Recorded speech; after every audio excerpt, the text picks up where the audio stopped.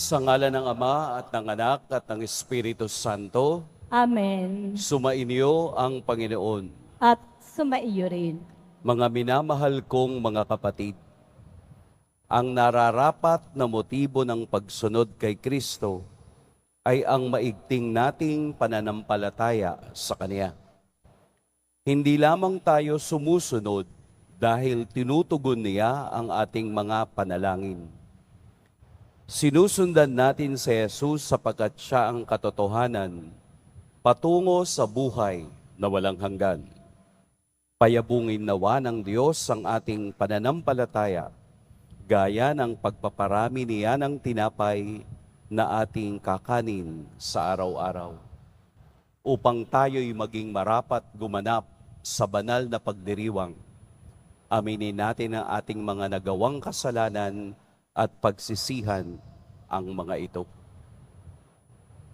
Tayo pong lahat, inaamin ko sa makapangyarihang Diyos at sa inyo mga kapatid, na lubha akong nagkasala sa isip, sa salita, sa gawa, at sa aking pagkukulang. Kaya isinasamo ko sa mahal na Birheng Maria, sa lahat ng mga anghel at mga banal, at sa inyo mga kapatid, na ako'y ipanalangin sa Panginoong ating Diyos. Kaawaan tayo ng makapangyarihang Diyos, patawarin tayo sa ating mga kasalanan, at patnubayan tayo sa buhay na walang hanggan. Amen. Panginoon, kaawaan mo kami. Panginoon, kaawaan mo kami. Kristo, kaawaan mo kami. Kristo, kaawaan mo kami. Panginoon, kaawaan mo kami. Panginoon, kaawaan mo kami.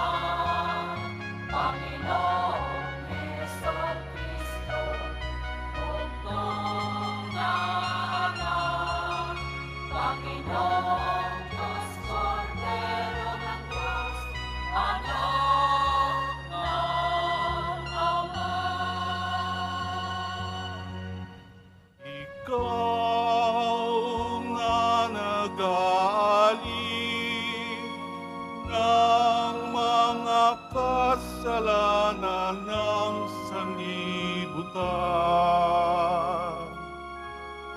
Maawa ka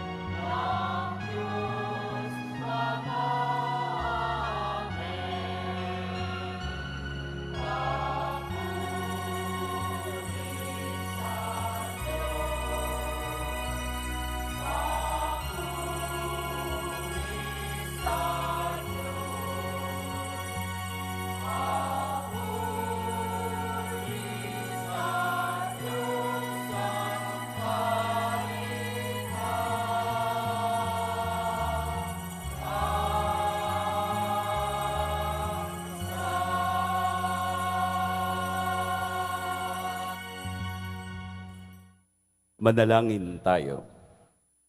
Ama naming makapangyarihan, nililingap mo ang mga walang inaasahan kundi ikaw. Hindi maidarangal at hindi magiging banal ang sinumang sa iyo'y napapawalay. Dagdagan mo ang iyong kagandahang loob sa amin upang sa iyong pamumuno at pangangasiwang magiliw, mapakinabangan namin ang mga biyaya mo sa lupa bilang pagkakamit na namin sa makalangit mong pagpapala sa pamamagitan ni Hesukristo kasama ng Espiritu Santo magpa sa walang hanggan. Amen. Magsiupo muna po ang lahat. Pagbasa mula sa ikalawang aklat ng mga hari. Noong panahong iyon, isang lalaking taga-Baal sa Lisa ang lumapit kay Eliseo. May dala siyang bagong aning trigo at 20 tinapay na yari sa unang ani niya ng sebada. Sinabi ni Eliseo, "Ihain ninyo yan sa mga tao." Sumagot ang kanyang katulong, "Hindi ito magkakasya sa 100 tao." Iniutos niya uli, "Ihain ninyo yan sa mga tao sapagkat sinabi ng Panginoon, mabubusog sila at may matitira pa." At inihain nga nila iyon. Kumain ng lahat at nabusog. Ngunit marami pang natira tulad ng sinabi ng Panginoon. Ang salita ng Diyos. Salamat sa Diyos. Pinakakain mong tunay kaming lahat o may kapal. Pinakakain mong tunay kaming lahat o may kapal. Magpupuring lahat sa iyo, o Poon, ang iyong nilalang. Lahat mong nilikha ay pupurihin ka't pasasalamatan. Babanggitin nilang tunay na dakila ang iyong kaharian at ikababalitang tunay kang dakilat makapangyarihan. Pinakakain mong tunay kaming lahat o may kapal. Tanging Panginoon ang inaasahan ng tanang nabubuhay. Siyang nagdudulot ng pagkain nilang kinakailangan. Binibigyan sila ng sapat na sapat, hindi nagkukulang. Ano pat ang lahat ay may tinatanggap na ikabubuhay. Pinakakain mong tunay kaming lahat o may kapal. Matuwid ang Diyos sa lahat ng bagay niyang ginagawa. Kahit anong gawin ay kalakip doon ang habag at awa. Siya'y nakikinig at handang tumulong sa lahat ng tao.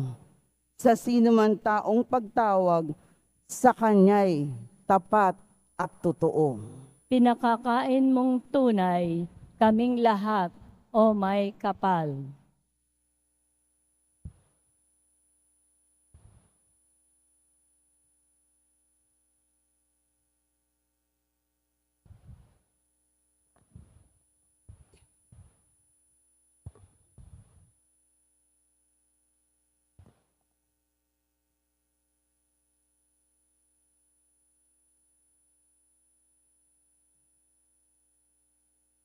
Pagbasa mula sa sulat ni Apostol San Pablo sa mga taga-Efeso. Mga kapatid, ako na ng bilanggo dahil sa Panginoon ay namamanhik sa inyo na mamuhay kayo gaya ng nararapat sa mga tinawag ng Diyos. Kayo'y maging mapagkumbaba, mabait at matyaga. Magmahalan kayo at magpaumanhinan. Pag sumikatan ninyong mapanatili ang pagkakaisa mula sa Espiritu sa pamamagitan ng buklod ng kapayapaan. Iisa lamang ang katawan, at iisa rin ang Espiritu. Gayon din naman, iisa lamang ang pag-asa ninyong lahat. Dulot ng pagkatawag sa inyo ng Diyos, may isa lamang Panginoon, isang pananampalataya at isang pagbibinyag, isang Diyos at Ama nating lahat. Siya'y higit sa lahat, gumagawa sa lahat, at sumasalahat. Ang salita ng Diyos. Salamat sa Diyos. Tatayo na po tayong lahat.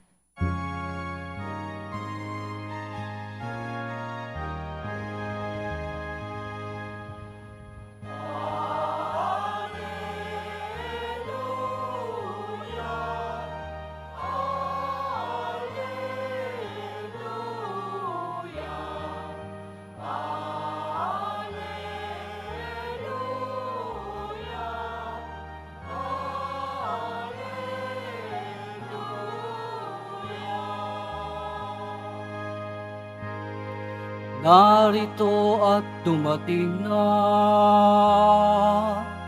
isang dakilang propeta.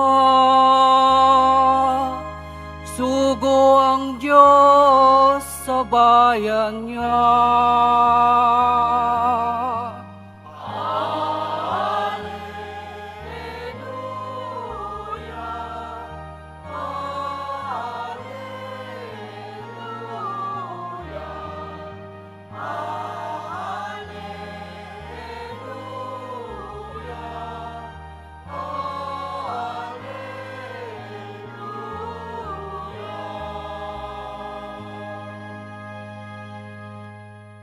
Sumainyo ang Panginoon.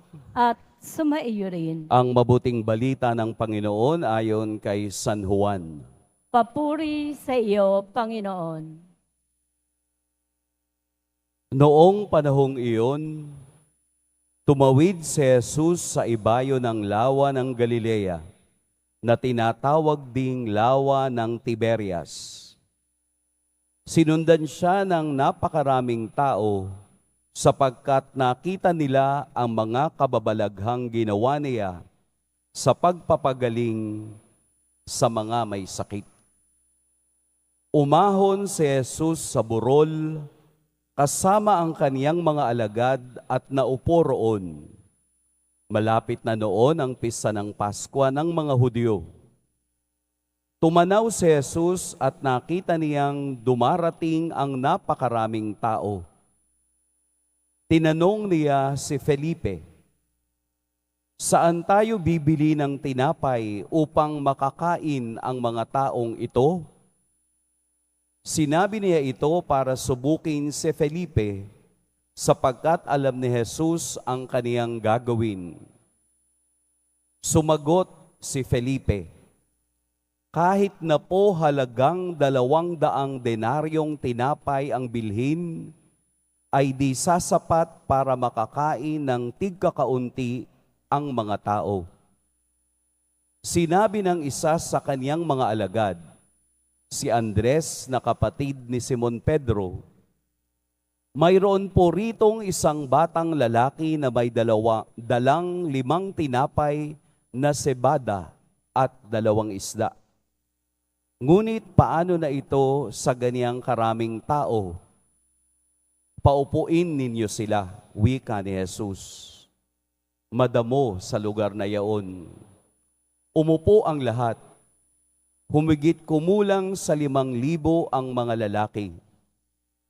Kinuha ni Jesus ang tinapay at matapos magpasalamat sa Diyos, ay ipinamahagi sa mga tao.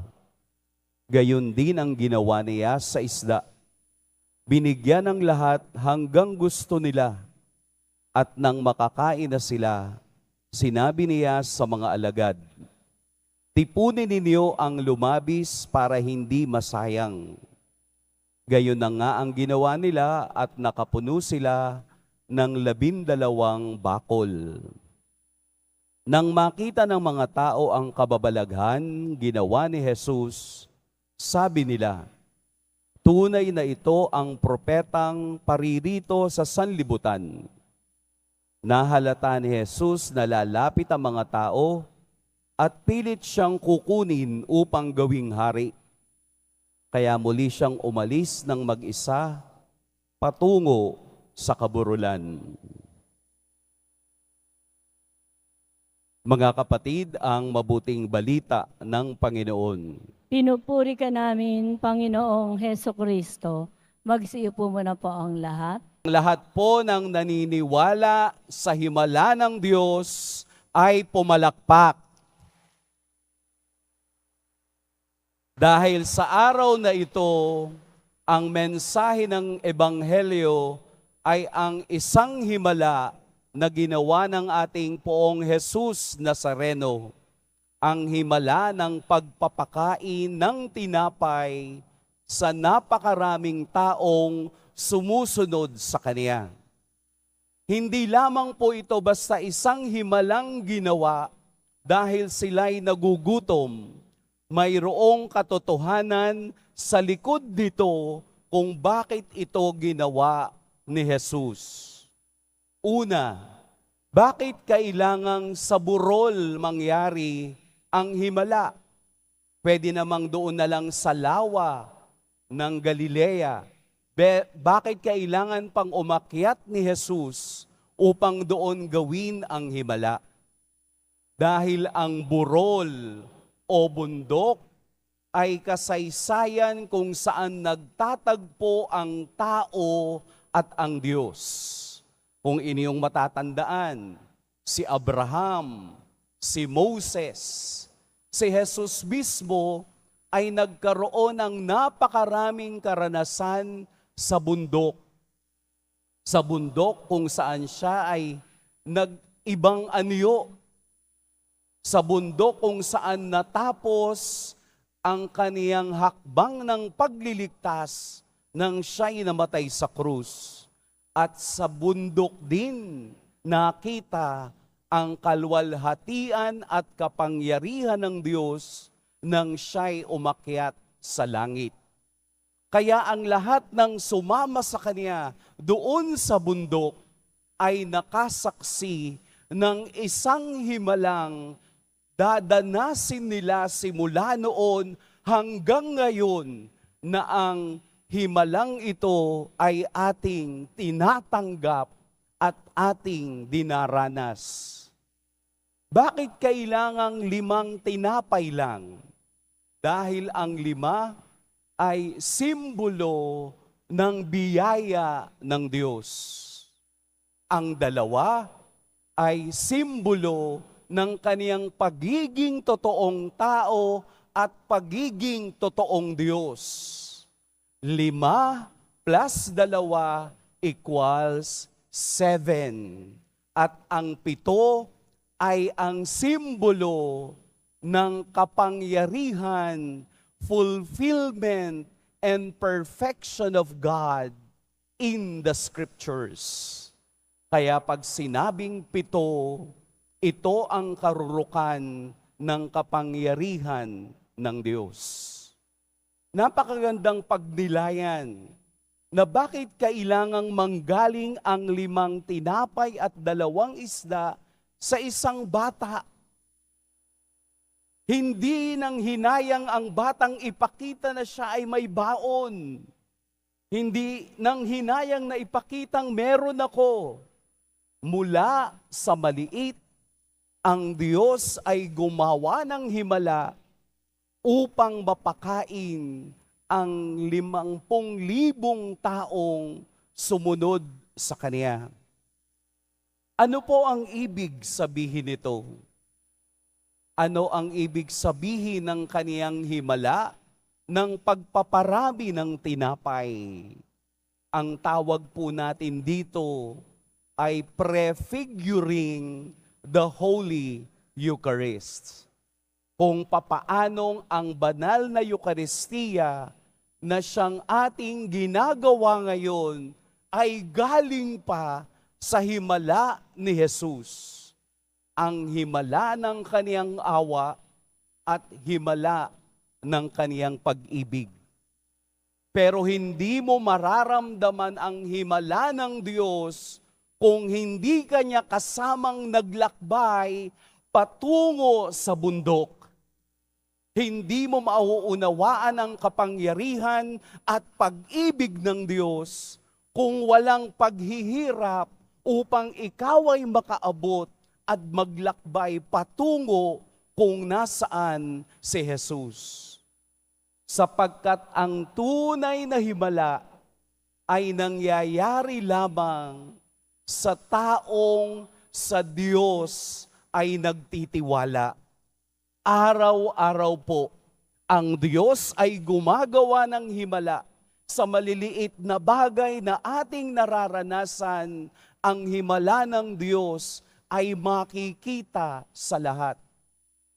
Ang Ebanghelyo ay pagbibigay sa atin na tumingin pa sa mas malayong paraan, tumingin pa kay Jesus, tumingin pa sa Diyos na ang Diyos na aking sinusundan, kailanman hindi ako pababayaan dahil sa oras ng aking kawalan, siya ay gagawa ng himala dahil ako ay nananampalataya.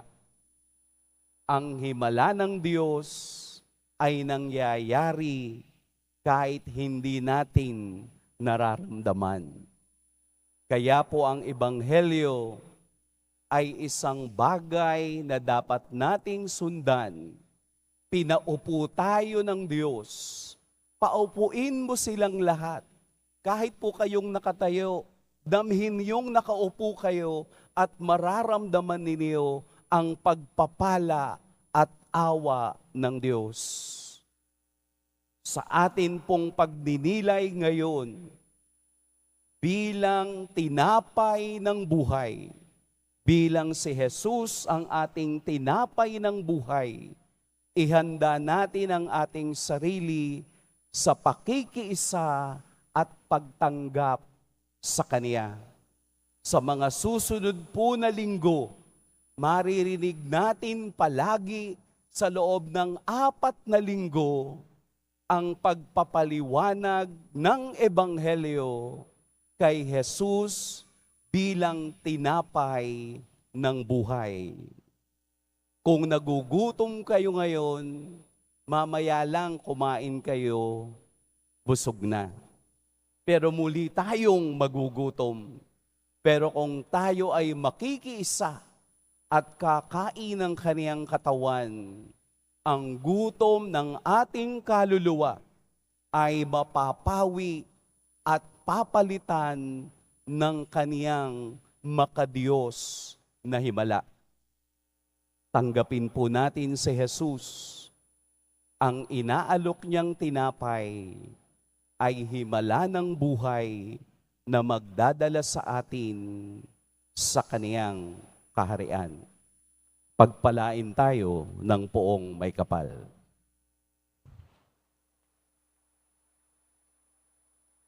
Magsitayo na po ang lahat.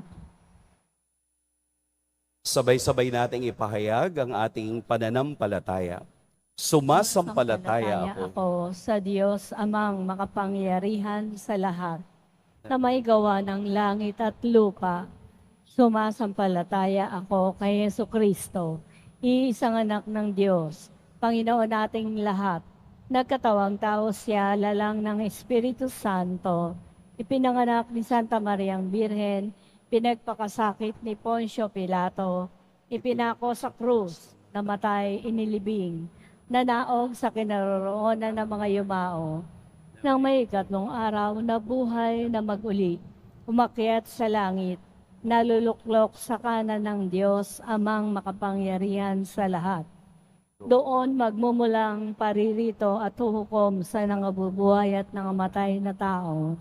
Sumasampalataya naman ako sa Diyos Espiritu Santo, sa banal na simbahang Katolika, sa kasamahan ng mga banal, sa kapatawaran ng mga kasalanan, sa pagkabuhay na muli ng nangamatay na tao, at sa buhay na walang hanggan. Amen. Minamahal kong mga kapatid, manalangin tayo sa Diyos Ama upang tulad ni Jesus, maging bukas palad at mapagmalasakit tayo sa mga kapatid nating nangangailangan at may mabigat na pasanin sa buhay. Manalangin tayo. Panginoon, dinggin mo kami. Panginoon, dinggin mo kami. Pagkalooban mo, Diyos Ama, ang Santo Papa, mga obispo, mga pari, at mga diakono ng mabuting kalusugan at karunungan upang masigasig nilang matulungan ang mga nagugutom at nangangailangan. Manalangin tayo. Panginoon, dinggin mo kami. Turuan mo, Diyos Ama, ang mga pinuno ng aming pamahalaan na ilaan ang yaman ng bayan sa ikauunlad na ekonomiya, ikararami ng trabaho, upang matugunan ang pangunahing pangangailangan ng mga tao. Manalangin tayo. Panginoon, dinggin mo kami. Pagpalain mo, Diyos Ama, ang mga kasapi ng Mission Society of the Philippines sa kanilang pagpupunyagi na maibahagi ang mabuting balita. Manalangin tayo. Panginoon, dinggin mo kami. Para sa lahat ng nakatatanda, lalo na ang mga lolo at lola, naway hanggang sa dapit hapon ng kanilang buhay, manatili silang tagapagpatunay sa mga pagpapahalagang Kristiyano at paninindigan na siyang matatag na sandigan ng bawat lipunan. Manalangin tayo. Panginoon, dinggin mo kami. Sa banal mong awa, marapatin mong mamalas ng namayapa naming mga kapatid ang iyong liwanag na muling pagkabuhay. Manalangin tayo. Panginoon, dinggin mo kami. Mapagmahal na Ama, pakinggan mo ang mga panalangin ng iyong bayan. Buksan mo ang iyong puso sa pagtangis ng aming mga kapatid na nagugutom at nauuhaw sa iyong salita. Hinihiling namin ito sa pamamagitan ni Kristong aming Panginoon. Amen. Magsipo muna po ang lahat.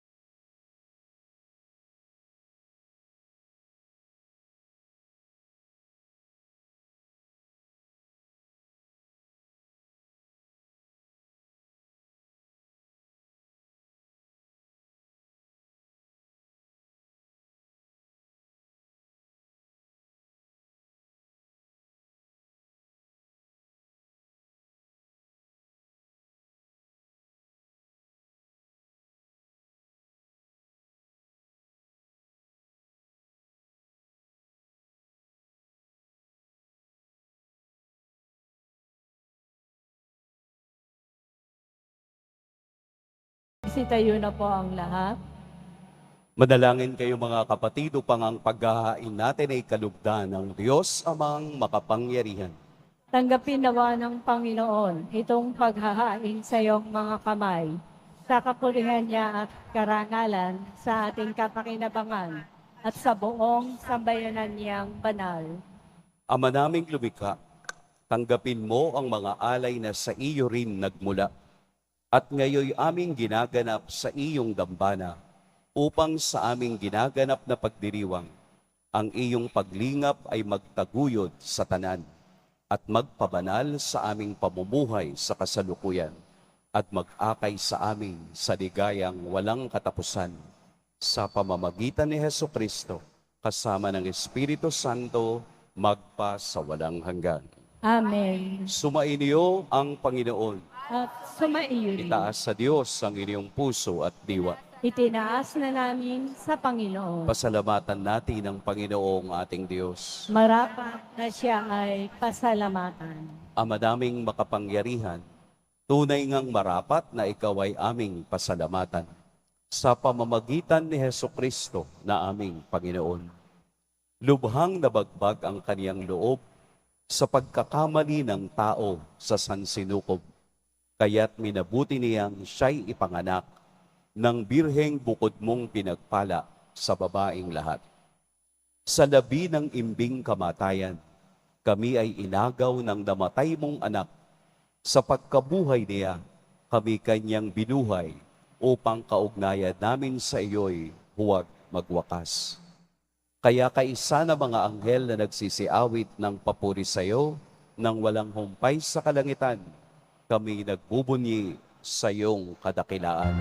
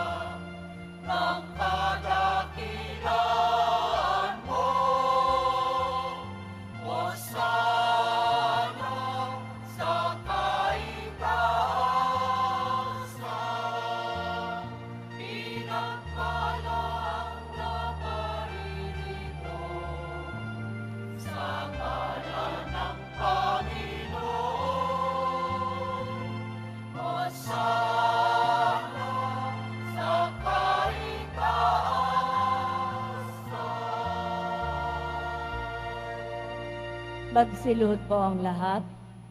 Ama naming banal, ikaw ang bukal ng tanang kabanalan. Kaya't sa pamamagitan ng iyong Espiritu, gawin mong banal ang kaloob na ito upang para sa amin maging katawan at dugo ng aming Panginoong Hesukristo. Bago niya pinagtiis ang kusang loob na maging handog, hinawakan niya ang tinapay, pinasalamatan kaniya, pinaghati-hati niya iyon, iniabot sa kaniyang mga alagad at sinabi, "Tanggapin ninyong lahat ito at kanin, ito ang aking katawan na ihahandog para sa inyo."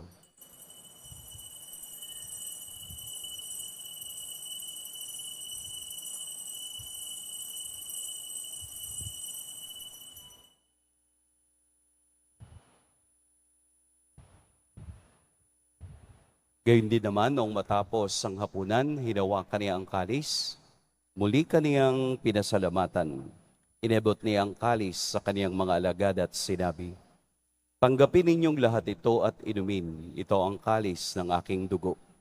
Ng bago at walang hanggang tipan, ang aking dugo na ibubuhos para sa inyo at para sa lahat, sa ikapagpapatawad ng mga kasalanan. Gawin ninyo ito sa pag-alala sa akin."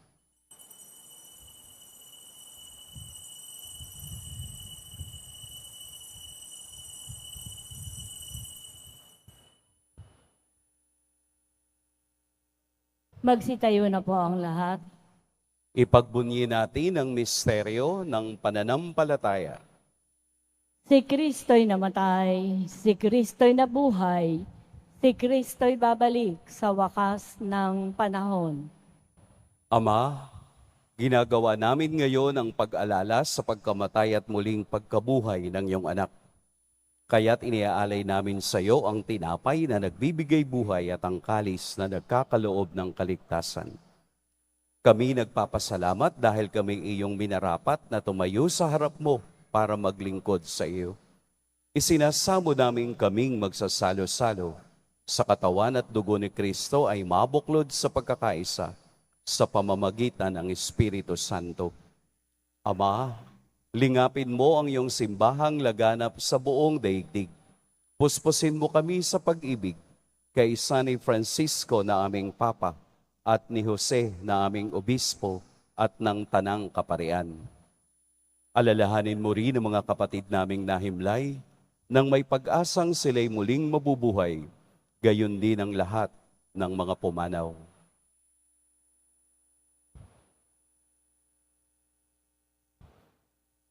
Kaawaan mo sila at patuloyin sa iyong kaliwanagan. Kaawaan mo at pagindapating kaming lahat na makasalo sa iyong buhay na walang wakas. Kaisa ng mahal na Birheng Maria na ina ng Diyos, ng kabiyak ng puso niyang si San Jose, kaisa ng mga apostol ni San Juan Bautista, at ng lahat ng mga banal na namuhay dito sa daigdig ng kalugod-lugod sa iyo, maipagdiwang nawa namin ang pagpupuri sa ikararangal mo sa pamamagitan ng iyong anak na aming Panginoong Heso Kristo. Sa pamamagitan ni Kristo, kasama niya at sa Kanya, ang lahat ng parangal at papuri sa iyo, Diyos, Amang makapangyarihan, kasama ng Espiritu Santo, magpa sa walang hanggan.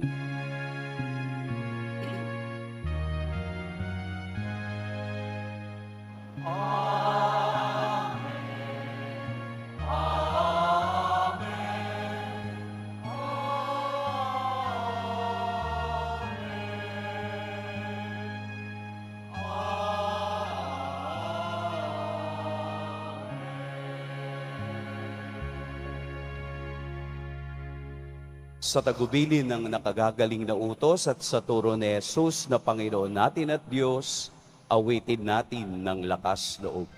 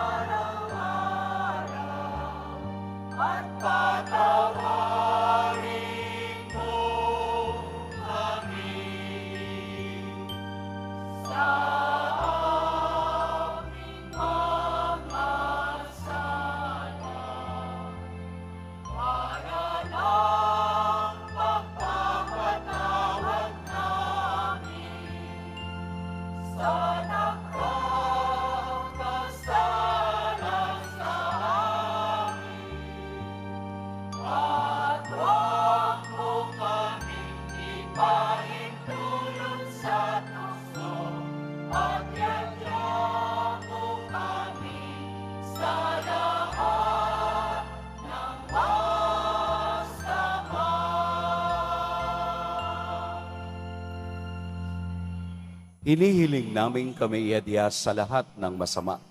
Pagkalooban ng kapayapaan araw-araw, iligtas sa kasalanan at ilayo sa lahat ng kapahamakan. Samantalang aming pinananabikan ang dakliang araw ng pagpapahayag ng tagapagligtas naming si Heso Kristo.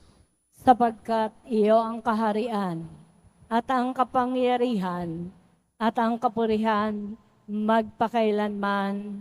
Amen. Panginoong Kristo, sinabi mo sa iyong mga apostol, kapayapaan ang iniiwan ko sa inyo, ang aking kapayapaan ang ibinibigay ko sa inyo. Tunghayan mo ang aming pananampalataya at huwag ang aming pagkakasala. Pagkalooban mo kami ng kapayapaan at pagkakaisa ayon sa iyong kalooban, kasama ng Espiritu Santo, magpa sa walang hanggan. Amen. Ang kapayapaan ng Panginoon naway laging sumainyong lahat. At sumaiyo rin. Magbigayan kayo ng kapayapaan sa isa't isa. Peace be with you.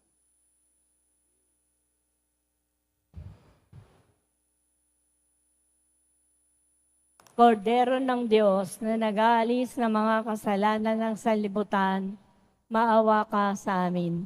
Kordero ng Diyos na nag-aalis ng mga kasalanan ng sanlibutan, maawa ka sa amin. Kordero ng Diyos na nag-aalis ng mga kasalanan ng sanlibutan, ipagkaloob mo sa amin ang kapayapaan. Magsilot po ang lahat. Narito si Jesus, ang Diyos ng walang hanggang paghihimala. Ito ang kordero ng Diyos. Ito ang nag-aalis ng mga kasalanan ng sanlibutan. Mapapalad ang inaanyayahan sa kaniyang piging. Panginoon, hindi ako karapat-dapat na magpatuloy sa iyo. Ngunit sa isang salita mo lamang ay gagaling na ako. May dapari ang bar.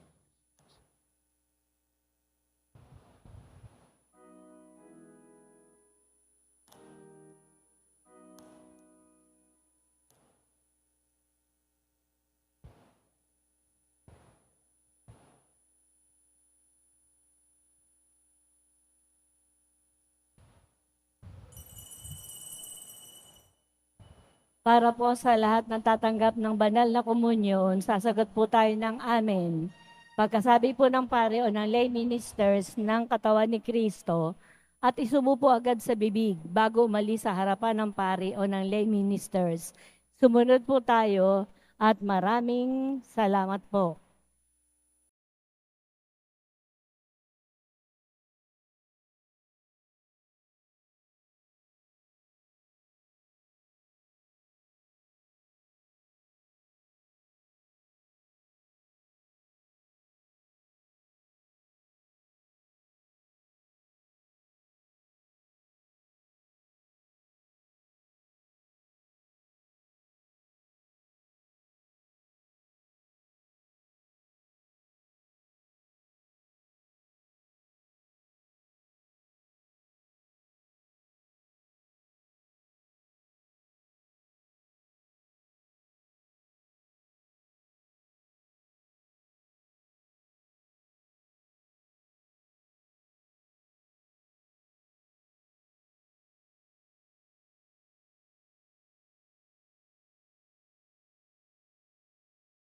Manalangin tayo.